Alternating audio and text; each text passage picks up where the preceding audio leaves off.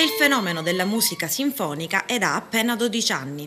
Lei si chiama Elisso Gogibedasvi, un talento austriaco con origini georgiane che ha già ricevuto importanti premi in competizioni musicali internazionali. Così piccolo eppure ha già un'orchestra che suona per lei. Da quanto tempo suona e si dedica alla musica? Also mit 6 angefangen. Ho cominciato a studiare il violino a 6 anni. Che emozioni provi quando suoni? Alles Mögliche, wirklich alles Mögliche. Es kommt È difficile poter descrivere queste emozioni che si incrociano, si confondono. È sempre la musica con la sua intensità a farle provare poi le emozioni diversificate. Quali progetti ha, quali altre tappe per il mondo? Toronto, Israel und auch Sarà di nuovo in Sicilia, a Palermo, nel mese di agosto. Le aspettano tanti altri concerti in Israele, Toronto, anche in Turchia. Cosa le sembra dell'Italia? Ja, eigentlich wirklich schon.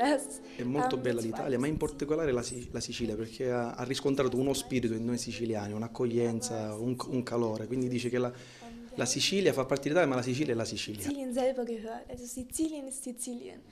Per lei una tappa al Teatro Pirandello di Agrigento. Ad accompagnarla nel celebre concerto per violino di Sibelius, l'Orchestra Sinfonica dell'Istituto Superiore Musicale Toscanini di Ribera. Questo è un teatro che ormai si ascrive ai migliori teatri sia lirici che di prosa a livello nazionale.